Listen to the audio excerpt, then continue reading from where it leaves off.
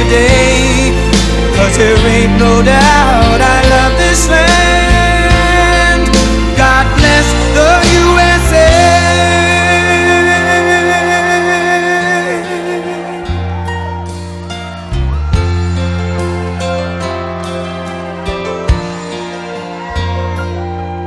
From the lakes of Minnesota to the hills of Tennessee, across the plains of Texas, from sea to shining sea, from Detroit down to Houston and New York to LA, where there's pride in every American heart, and it's time we stand and say that I'm proud to be an American, where at least I know I'm free. And I won't forget the men who died, who gave that right to me.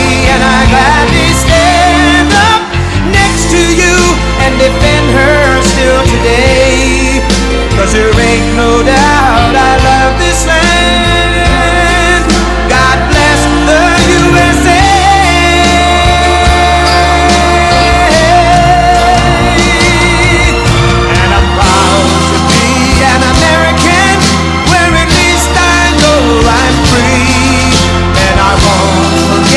The men who died, who gave that right to me. And I gladly stand up next to you and defend her still today. 'Cause there ain't no doubt I love this land. God bless the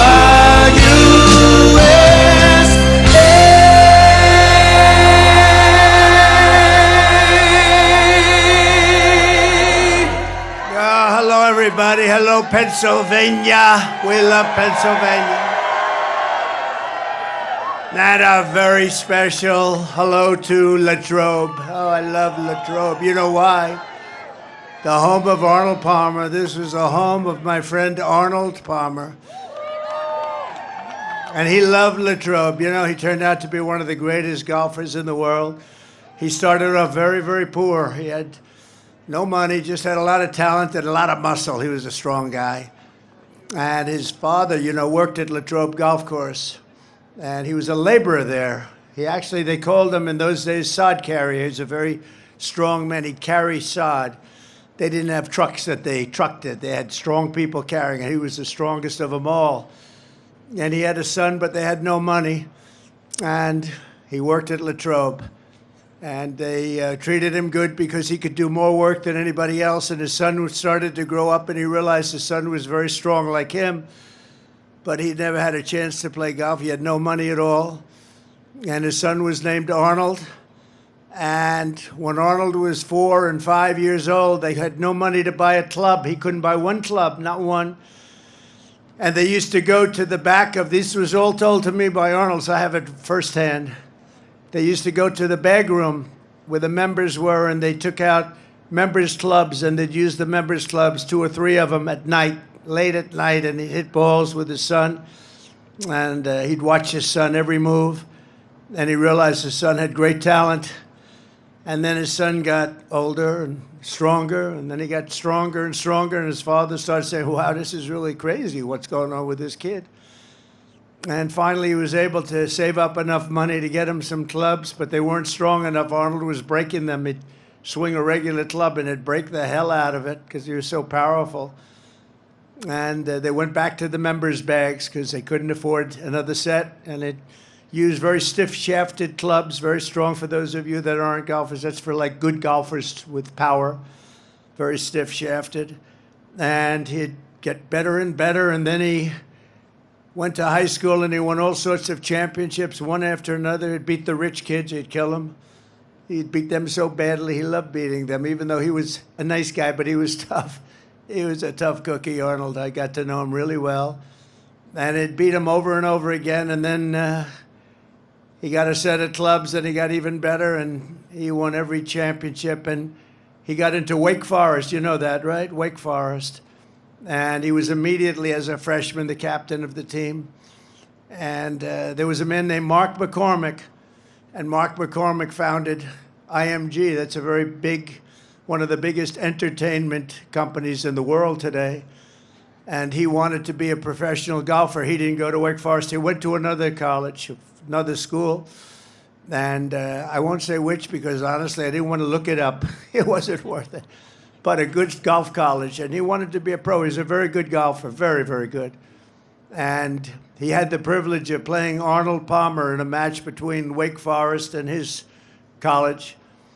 And the way he tells it, he was playing fantastically well. Mark McCormick, a very famous man, actually, founder of the biggest entertainment company. And he was playing very well, playing Arnold, and Arnold was just Arnold. He was just better than anybody else in college. And somebody shouted over to Mark McCormick, "How are you playing?" He said, "I'm playing great. Can't play better." "How are you doing?" "I'm 6 down." And he realized at the end of that match that he would never be a pro because he could never beat a guy like this. It wasn't close. He said he was longer, straighter, chipped better, putted better, and thought better. Other than that, they were very close. But he gave it up. He said, "I'm not going to be a golfer." But he went to Arnold. He said, "Arnold, you're going to be turning pro and you're going to make a lot of money. And my second choice was to start representing people that are talented. And I'd like you to be my first client." And they made a deal where Arnold owned a big piece of the company. And Arnold started winning immediately. Made a lot of money for him. And Mark McCormick became the agent. And then because of Arnold's success, IMG, which you know, most of you know, it's very, very big now. Hollywood stars, everything. IMG became well known, and he started signing a lot of other players and a lot of other people. And then he started with Hollywood, and they signed Hollywood stars. And it became the biggest of those companies, like William Morris and all of them. And it was all because of Arnold. Arnold owned a big piece of it. Arnold was a very rich man. And I said to Arnold, I got to know him when he was 69 years old. And I played pretty much with him, a lot of them. And as he got older, you know, when you get older, you start to lose a thing called distance. And I'm a good golfer. Not like that, but I'm a good golfer. And I felt so good because I was hitting it a little bit longer than Arnold. But he was, by this time, about 75, 76.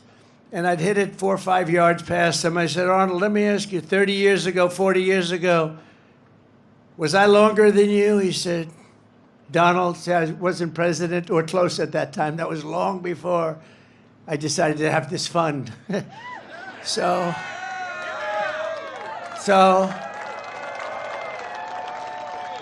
no, this is, no, but you're talking about a great man. I said, "Arnold," and he was still plenty long, but I said, "Arnold, do you think I was longer than you like I am now 30, 40 years ago?" He goes, "Donald, let me tell you a little secret. You weren't even close." He said, "You see that tree out there?" He pointed to a tree that was about 70 yards in front of us. He said, "That's where I would drive it. And you're about 70 yards short of that tree, and you would have been even worse than you were." And it's true, you know, he won, I think it was Pine Valley, one of the great courses. He won the U.S. Open. He drove a par 4. As only person ever to drive that hole until that time. He drove it in a playoff to win the playoff. He went over the trees, very risky shot. He ended up driving the green, and he won with a birdie on the hole. And nobody till that point had done anything like it. But I said to Arnold, he became very rich because of the investments and the IMG and all of the different things.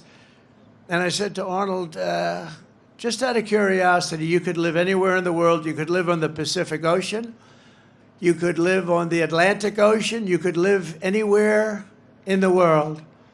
Why did you choose to stay? And part of the beauty is that because he made money right away, a lot of times it takes a pro years before they start making the money. It's a very, very difficult sport, actually. But he started right away making money. And you know the first thing he bought was Latrobe Golf Club. And you know the first thing he did? He took his father from a laborer to make him the course superintendent. How cool is that? And then ultimately his father became the manager of the club. And Arnold was so proud, and his father was good. He said, one thing with my father, nobody's going to steal on me. He said that, and I said that too. I said, there's something nice. And then I took Arnold, when he was quite old, in all fairness, we took a helicopter from where he was in Florida to Doral. I own Doral, which is a great place. And it's got 4 courses, many championships. Many of the best championships were at Doral. And I was building these beautiful, they call them villas, about 88 units in each one, hotel villas. And I named them after the 10 greatest golfers, including like Jack Nicklaus, Tiger Woods, Ben Hogan, Gary Player, Slammin', Sammy Snead, all great players. And I said, Arnold, I really want to name one after you.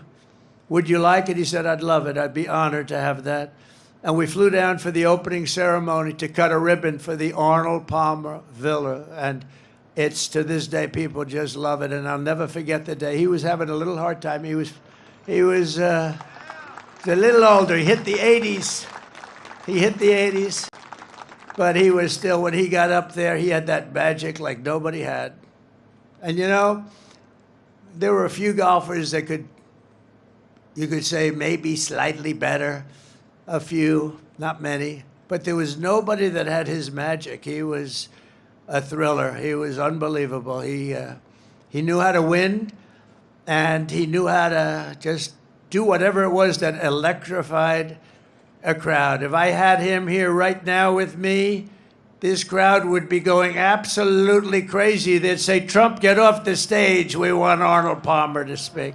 He would electrify a crowd, and he would go for shots that nobody else could do, and they were risky as hell, and sometimes it wouldn't work out, but usually it did with him. He was an incredible man. He was an incredible champion, and he came from Latrobe. And so when I said a couple of days ago, I said, where are we going to be today? They said, sir, we're going to be in Latrobe. I said, do you know what that means? No, sir. What does it mean? I said, that means Arnold Palmer.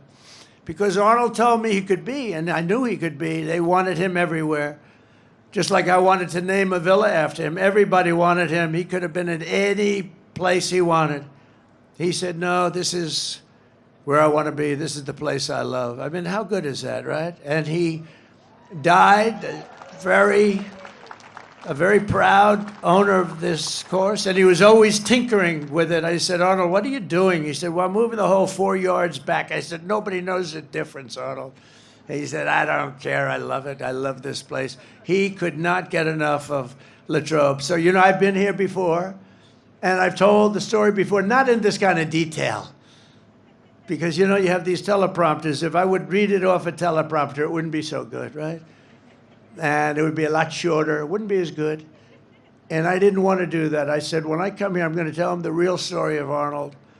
But Arnold Palmer was all man. And I say that in all due respect to women, and I love women. But this is a guy that was all man. This man was strong and tough. And I refuse to say it, but when he took showers with the other pros, they came out of there, they said, oh my God, that's unbelievable. I had to say it. We have women that are highly sophisticated here, but they used to look at Arnold and say, man, but he was really something special. Arnold was something special. So I just want to tell you, you're very lucky, the people that live in Latrobe, and it's an honor for me to be here because of him. And he was actually, he was a great man, and I don't think there would be golf to the extent that you have it today. It probably wouldn't be that way without the great Arnold Palmer. So enjoy it, everybody. Enjoy it. And I had to tell you the shower part of it because it's true. What can I tell? We want to be honest. We want to be upfront. It's true. But I'm thrilled to be back in this incredible Commonwealth with thousands of proud, hardworking American patriots. I'd like to begin by asking a question. Are you better off now than you were 4 years ago? Now, After living through this nightmare of inflation, invasion, and humiliation, you know what the invasion is, right? Invasion by the southern border. What they've done to our country is unbelievable, allowing more than 21 million people into our country. Many of them are murderers. Many of them are drug dealers, and they're from mental institutions. He says, send them back. You're right. Do you come from Latrobe by any chance? Yeah, he does. But Americans are ready to be free from Kamala Harris. Do you know that whenever I use the word Harris, everybody says, who's Harris? They have no idea who Harris is. That's true. They have no idea who's Harris. But Kamala, and to reclaim the future that is rightfully yours, you're going to reclaim it. This election is a choice between whether we will have a incredible 4 more years of failure. It's such a horrible 4 years. We had a horrible, think of everything they touch turns to everything. Inflation, Afghanistan. How about Afghanistan? Most embarrassing moment in the history of life. Everything they've touched. Even now, he's telling Israel, everything he said to Israel was exactly the opposite. He's the greatest, I will say this about Biden, he's the single greatest expert on foreign policy in history. You know what that means? If you did the exact opposite of what he suggested every single time, you'd go down as the greatest foreign policy president in history. If you did the exact opposite. Everything's a failure. And he's telling Bibi Netanyahu, don't do this, don't do that, don't do this. All our great congressmen are there. And don't do any of these things. And Bibi didn't listen to him. And I tell you what, they're in a much stronger position now than they were 3 months ago. That's for sure. Nobody's ever seen anything like has happened. And Bibi called me today, and he said, it's incredible what's happened. They said, it's pretty incredible.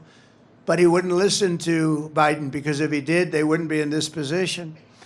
And she's worse than him. She's not as smart as him. And I'm not saying he's the smartest. I'm not saying he's the smartest, but she's not as smart as him.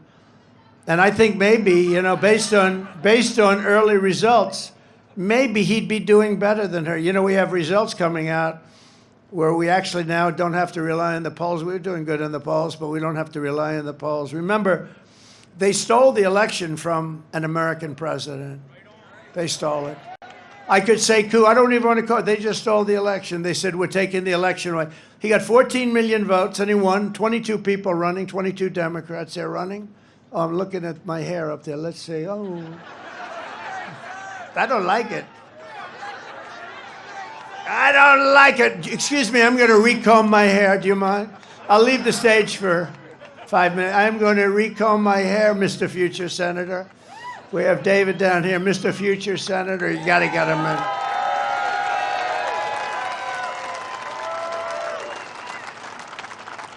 You're doing good, too. Well, let's keep it the way it is. Let's just keep going, right? We'll trudge through it. But this election is a choice between whether we will have 4 more years of failure and disaster, and that's what it's been. It's been failure. We're disrespected all over the world. They're laughed at all over the world. They're laughing at him and they're laughing at her. The other night they had Catholic Charities. They had the biggest event, the Al Smith dinner. It's the biggest event of the year for Catholics. And she's the only one in years, decades, that didn't show up. She didn't show up. She wouldn't be there. She wouldn't be there. She said no. And she ended up doing a tape that was pathetic. And it was an insult to Catholics, frankly, because she was actually sort of knocking them or knocking religion. Then she had the other event the other day where she said, you're in the wrong location, when they started talking about a certain subject, right? They were in which basically was a knock on Christianity and a knock on religion, because she doesn't know what the hell she's saying. But there had been a failure, it's been a disaster, or you're going to have 4 years, and they will be the 4 greatest years in the history of our country if we make the proper decision. You got to make that decision.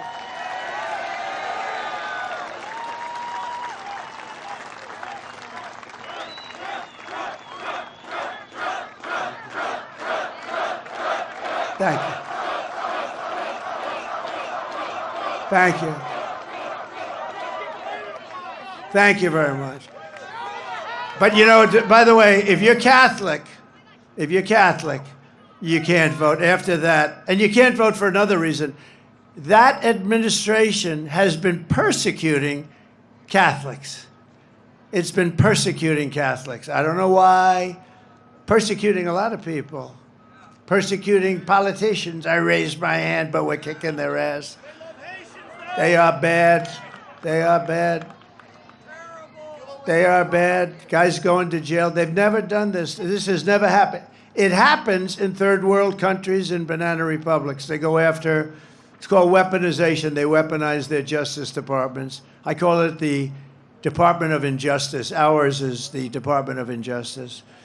But we're doing well. We won the big case in Florida. You saw that? That was the big one. That was the big one. That was the big one. They're going to get him on that one. Oh, they're going to get him. We had a judge who was brilliant and fair and very smart. She ruled against them, very strongly against them. These are dishonest people that we're dealing with. But we won that, and we have other ones. We have them on the ropes. Remember, they were going to have me in all sorts of trouble. I'm going to be in trouble. And in the meantime, it's just weaponization of government. It made me more popular. It actually made me more popular, I think. It's crazy. Because people can see, and they're smart, and we could sometime explain it, but one after another. You had Fani, F-A-N-I, which is usually pronounced Fanny. She added a little action to it, Fani. That was a scam. They're all scams. They're all scams. It's a corrupt system, and it's a corrupt Justice Department, and it's a corrupt DA, corrupt attorney generals. They use it to get elected because you can't get elected with open borders, with transgender operations all over the place, with men playing in women's sports, with high taxes and bad schools, and no school choice. You can't get elected with all. I could go on for 10 minutes. Your vote will decide whether we give up on America or whether we save America. It's the most important election you're ever going to have. It really is.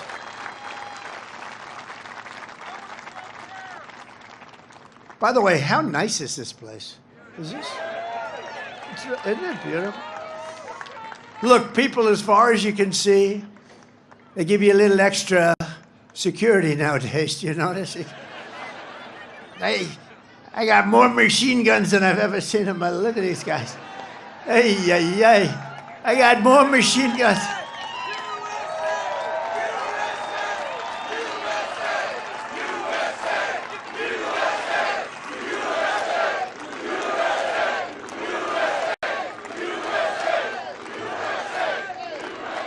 I never saw guns like that.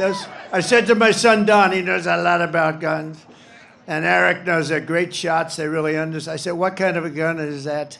They said, Dad, you don't even want to know. They are serious guns. We got more guys, and every one of them is like central casting, too. Holy shit. I'm looking. They look like Arnold Palmer. They look like Arnold. Can't look better than Arnold. But with your support, we'll bring back our nation's strength, dominance, prosperity, and pride. We're going to do it. This will be America's new golden age. 100 years from now, the presidential election of 2024 will be looked upon as America's greatest victory. I hope that's true. Because we've been through so much together, and the finish line is finally in sight. After 4 horrendous years, Kamala Harris can't say one thing that she'd do differently, right? You heard that. If you vote for me, I will end inflation. I will bring jobs back to our country. We'll flood our shores with companies and jobs. We'll seal our borders immediately. And we'll let people in. You know, we had the safest border in the history of our country. Hold it. Put up my favorite sign of all time. Put up my favorite graph. I have to use it. My favorite graph. So the red arrow on the bottom, that's the lowest number of illegal immigrants to come into this country. And by the way, we want people to come into the country, but they have to come in legally, just so we understand, right? She's going, yeah. We want them. We need them. We're going to need them because we're going to have so many companies come in just through adjustments in tariffs and taxes. They're going to come pouring into our country. And they're going to stay here because we're going to protect them with tariffs. The word tariff is the most beautiful word in the dictionary. More beautiful than love. More beautiful than respect. No, less beautiful than religion, though, right? I don't want to get into that argument. But the word tariff is the most beautiful word in the dictionary. Remember that. It's going to make our country rich. And our politicians were too stupid for so many years, or something else was going on. He goes crooked. That could be, because it's so simple to understand. But look at that. So that was the day I left office, that lower red arrow. That's the lowest point. And look what happened to our country after that. Look at that. And that was done by Border Patrol, which we love. Oh, by the way, Border Patrol gave us their total and complete endorsement.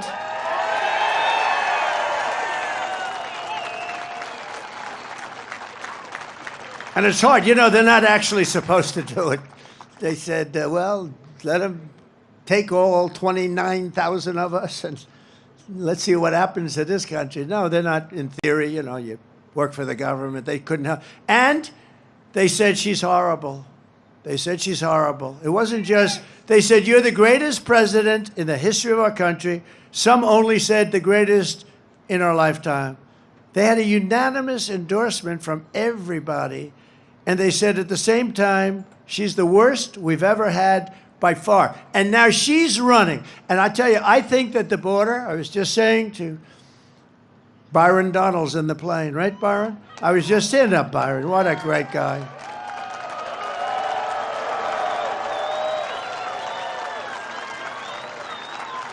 Look at that black hat. So, you know what?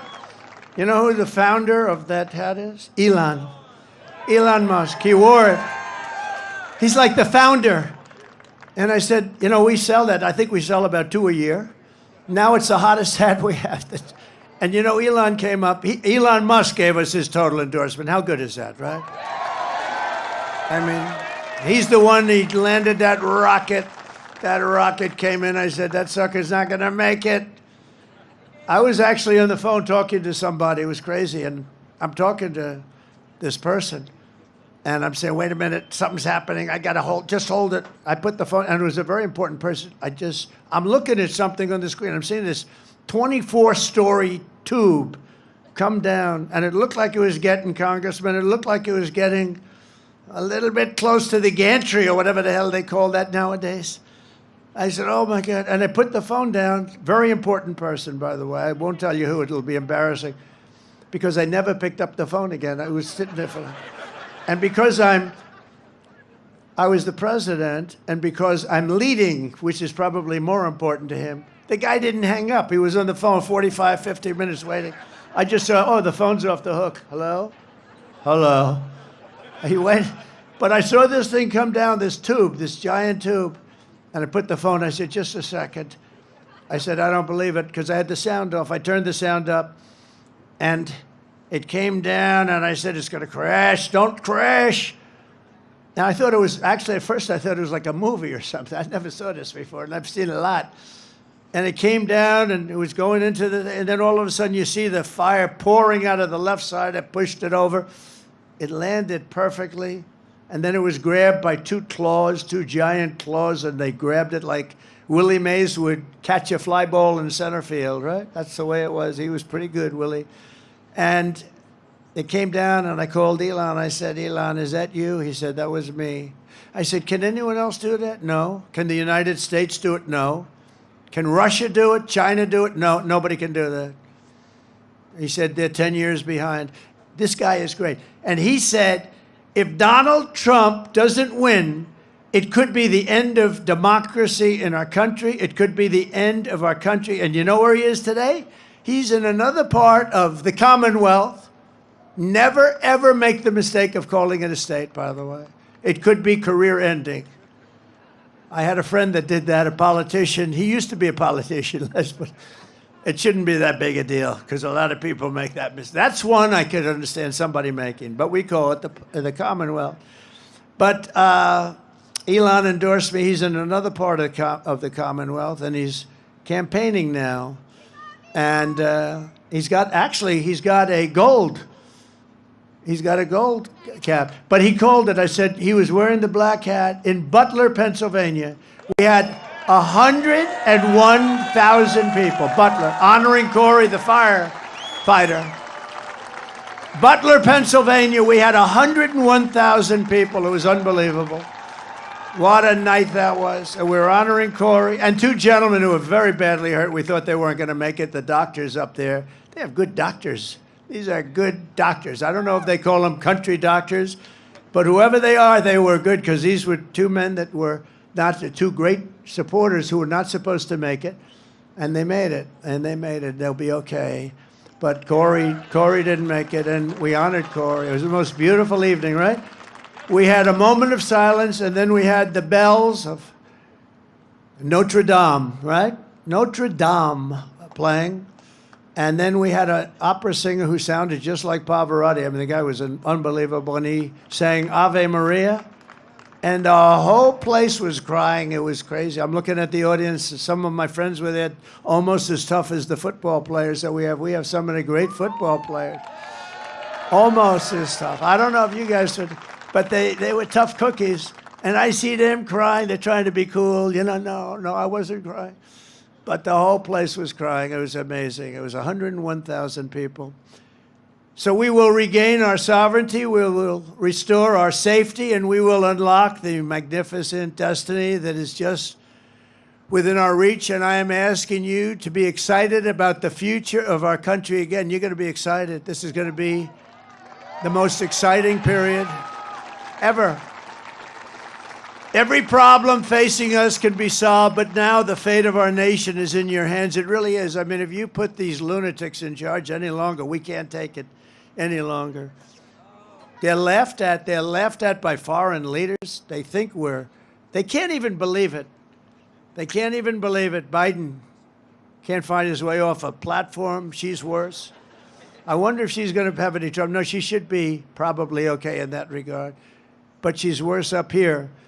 Pennsylvania, you have to stand up and you have to tell Kamala Harris, who shouldn't be there, she's a threat to democracy. The way they took over, they call me a threat to democracy, right?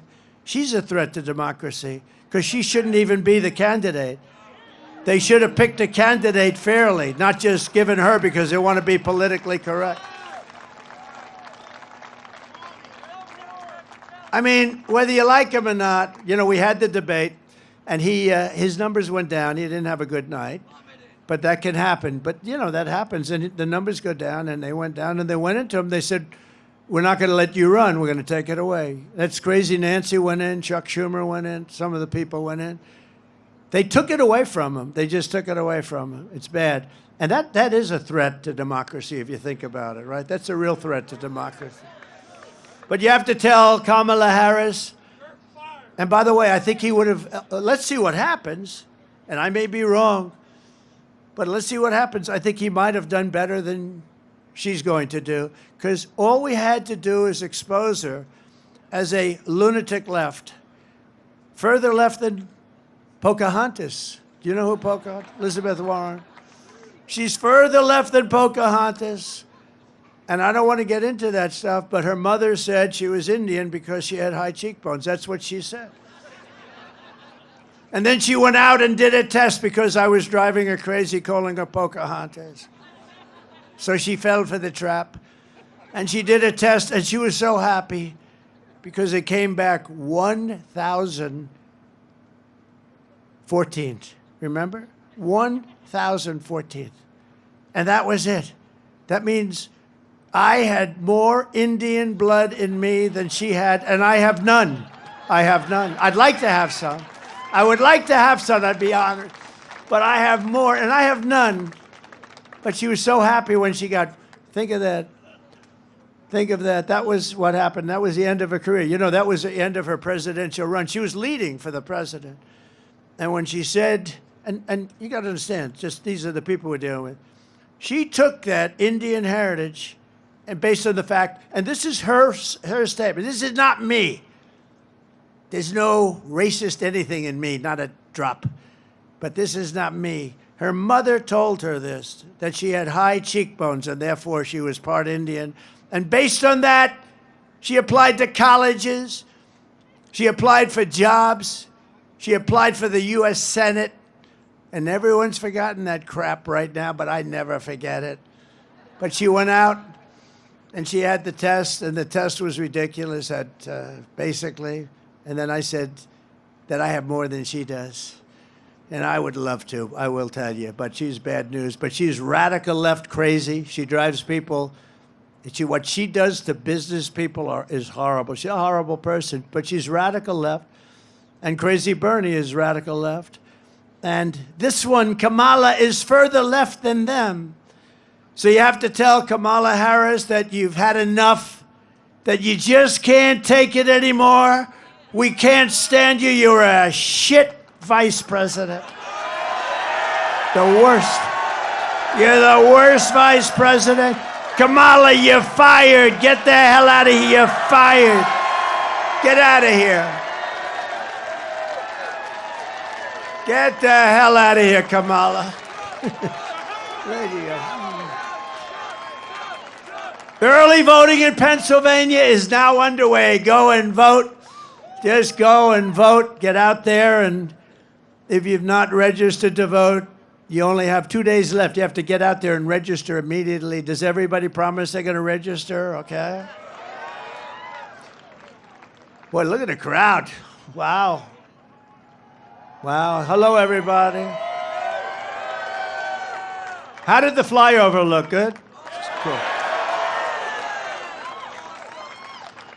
You know, it feels like you're very close to the ground. I said, are we okay here? You know, when it looks like okay from here, but let me tell you, when you're in that plane, that sucker feels low.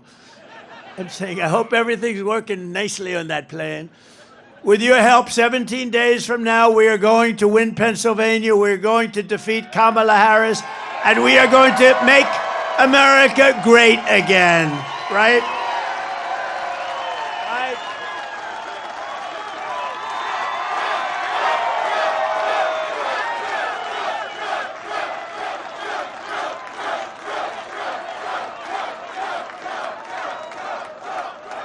And I'm in big trouble tonight. You know why? Franklin Graham wrote me. You heard this. Like 2 months ago, he said, President, we love your stories. We love your speaking. We love everything about you. You're a great Christian. We love everything about you. But, sir, please, please don't use any bad language, bad words. He said, your stories will even be better. And I wrote it back. I said, I'm going to try and do that. But actually, the stories won't be as good because you can't put the same emphasis on. So tonight I broke my rule. I've done it for weeks, but tonight I just said, look, I'm in Pennsylvania. What the hell? What the hell? I went to school here. I went to school. I went to the great Wharton School of Finance here. What a great school that was, too. What a great school. So if we win Pennsylvania, we win the whole damn thing, right? And starting on day one of my new administration, I will end Kamala Harris's war on Pennsylvania energy because you know she's going to ban fracking, right? 100%. You know, she was against fracking, against all this stuff, and then all of a sudden, about a year and a half ago, when she was getting killed in the polls, she said, I like fracking very much. Look, they always go back to what they want. They always go back. She can't help it. She's a radical left Marxist. She can't help it. But we're going to end that, and we will frack, frack, frack, and drill, baby, drill. We're going to drill, baby, drill. We're going to be drilling so deep. We're going to be, for these guys, we're going to drill. We're going to take out so much money. We're going to pay down our debt. We're going to lower your taxes. You know, I gave you the largest tax cut in the history of our country. And the biggest regulation cuts in the history of our country. And we had the best economy in the history of our country. And we had the best border in the history of our country. Other than that, what the hell? I did other things, too. I rebuilt the military, and unfortunately, they gave a lot of it away to the Taliban, these geniuses, these stupid people like Milley, General Milley. Remember his performance in Congress? General Milley and Mattis, all these guys, what a bunch of lightweights. But we have great generals, but they're the ones you don't see on television. They're the ones that actually have to fight. Like, we defeated 100% of the ISIS caliphate with great generals and we have a great military, but not the ones you see on television. Not the movie actors that you see. Kamala has said repeatedly she wants to ban fracking, which would kill over 500,000 jobs in Pennsylvania alone. Watch this. There's no question I'm in favor of banning fracking. I am committed to passing a Green New Deal and finally putting an end to fracking once and for all. If they fail to act as President of the United States, I am prepared to get rid of the filibuster to pass a Green New Deal. I am offering a Green New Deal that has been described as one of the most aggressive and progressive. Well, he's going to bring the Green New Deal up for a vote. Yeah, I will vote for it. It is a resolution. I believe that the underlying principles behind it are sound and important. What is the solution for voters who have jobs and interests in the fossil fuel industry? Giving the workers an ability to transition into the jobs of the future. Can we afford it? Of course we can afford it. It's not about a cost.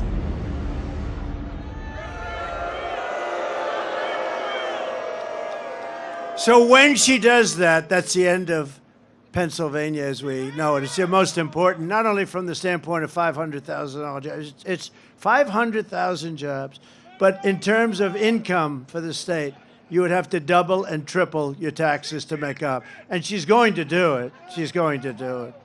She's going to do it. And you know the other thing, the taxes, you know what an unrealized capital gain is? Okay, it's called, I'll tell you what it is, communism is what.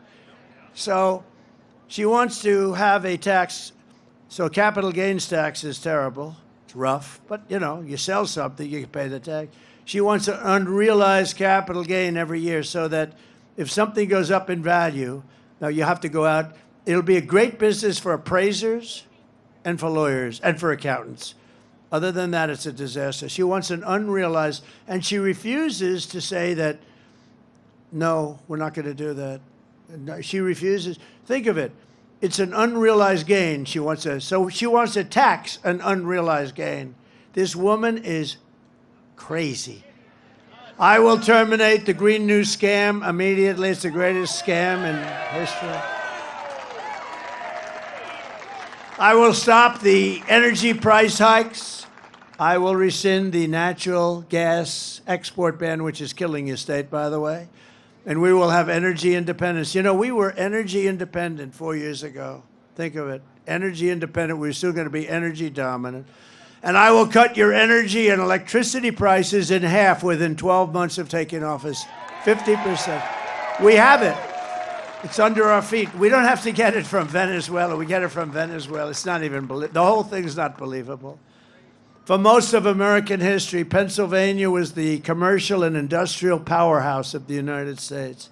But year after year, globalist, radical left politicians and incompetents like Kamala Harris have waged a war on your Commonwealth. They've annihilated your steel mills, decimated your coal jobs, assaulted your oil and gas jobs and sold off your manufacturing jobs to China and foreign nations all over the world. Under the Trump administration, we are going to take back what is ours. We will end the looting and pillaging of Pennsylvania and many other states all over our country. We will bring back our manufacturing jobs, our energy jobs, our coal jobs, our steel jobs, and our dreams. And it's all very simple. Starting in January, we will give our companies the lowest taxes, the lowest energy costs, the lowest regulatory burdens, and free access to the best and biggest market anywhere on the planet, but only if they make their products right here in America. If they don't, they have to pay a higher tax. And only if they hire American workers for the job, and they will. They'll all be coming. They'll be pouring in.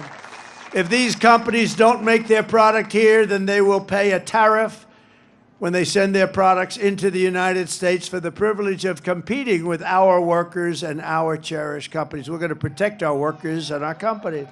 It's all very simple. We don't do any of this now. I was going to do it, and then COVID came, and I said, we got to fight that one. We did a great job with that. I got great credit for the economy, for the military. We were in no wars. Think of it. I started no wars. Everybody thought I'd be like in a war. I'll be in a war in 2 days. No, it didn't work out. My personality stopped wars. Stopped wars. It stopped wars in countries that we weren't even involved. I was able to stop wars with other countries that we weren't even that involved with just by making a couple of phone calls. I saved a lot of lives. We will call this policy the Build It in America plan, because when foreign leaders and CEOs call me up to complain about our tariffs, my answer will be very simple to them. Build it in America, build it in Pennsylvania. We're going to build a lot. We're going to have all those hulks that you have all over the place, the big empty hulks that we have all over our country. They're going to be loaded up with companies. They'll probably be, honestly, they'll be ripped down, and you'll see modern buildings built, modern manufacturing built. The centerpiece of this plan will be a 15% made in America corporate tax rate, cutting the tax from 21% to 15%, but again, only for those who make their product in the USA. And remember, I got it down to 21. Everyone said it would be impossible to get approved by Congress. I got it approved by Congress, but I got it down to 21. It was close to 40%. I got it down to 21%. Nobody thought that was possible. Now, I'm taking it from 21% down to 15%. The companies are going to roar in because 21% is very competitive. 15% is really, it's amazing. I mean, companies are going to want to be here, but they have to be protected from other companies coming in from the outside and raiding the jobs, the products, and that's what we're doing with the tariffs. And for those companies who don't make their product in America, they will be forced to pay a very stiff tariff, and we will make it and take it. Hundreds of billions of dollars are going to come in through tariff dollars to benefit American citizens, and we're going to pay off debt and reduce your taxes still further. Again, I gave you the biggest tax cut in history. We'll be able to do it still further. And remember this, for decades, nobody paid, China never paid 1 penny, not 1 penny to us until I came along. They paid hundreds of billions of dollars in tariffs and taxes under me, under Bush, under Obama. They never paid. They never paid anything, nothing, not a dime. Hundreds of billions of dollars they paid. And that's just the beginning. We're a rich country, but we don't know how to be rich. We just don't know how to be, but we're going to be rich, and we're going to be richer than ever before. We're going to take care of ourselves. It's going to be America first. It's also going to be, we'll help the world. We want to help the world. But it's time that we take care of ourselves. We owe $36 trillion. We're going to take care of ourselves first.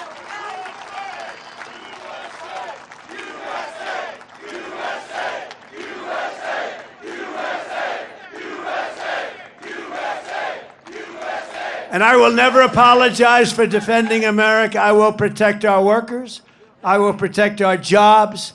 I will protect our borders, I will protect our families, and I will protect the birthright of our children to live in the richest and most powerful nation on the face of the earth.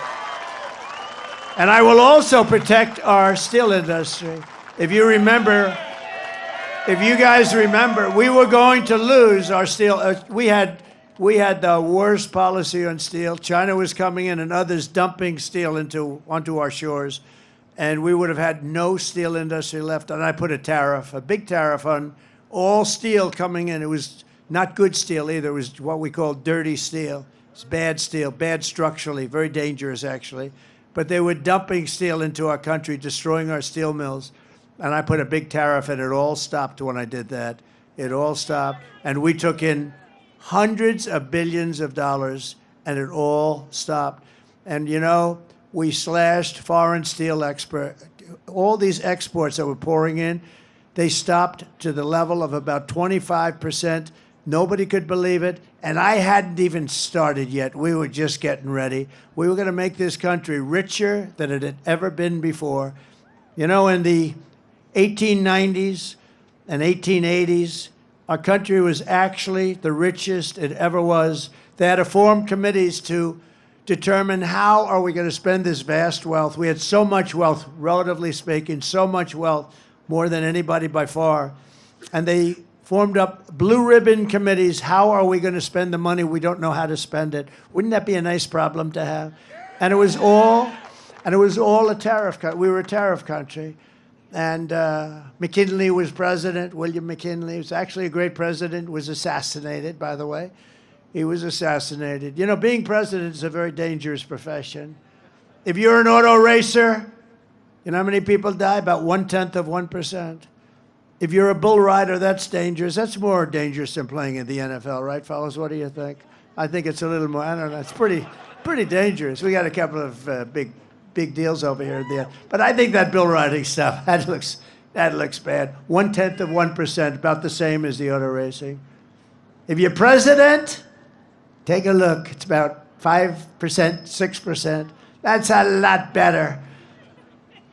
But it's only good if you want to do one thing. You want to make your country strong and wonderful and great, and that's what I'm doing. But it is a dangerous profession, and we can't let it be a dangerous profession. We have to have better everything. We have to have better respect from countries that look at us, because we have to let them know. I'm still waiting for Biden to say, if you do anything to this guy that I hate Trump, but if you do anything to him, we're going to blow your country to pieces, and then you wouldn't need all this glass up here. You wouldn't need all the glass. And other presidents have said that. And even if it's your opponent, and even if it's somebody that helped them force you out of an election, which I didn't want to do, but you got to do that regardless, opponent or no opponent. You got to let a country know that you're going to play around, we're going to blow you to pieces, and then everything will stop. It'll be amazing. But today I'm honored to receive the endorsement of 3 union locals representing U.S. Steel, Mon Valley.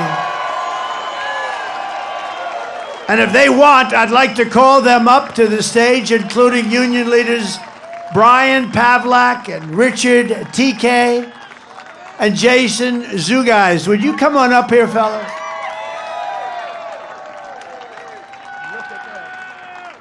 These are good-looking people. Good-looking guy, yeah. Executive order. Oh, yeah. No more. You guys can say something. Thank you very much.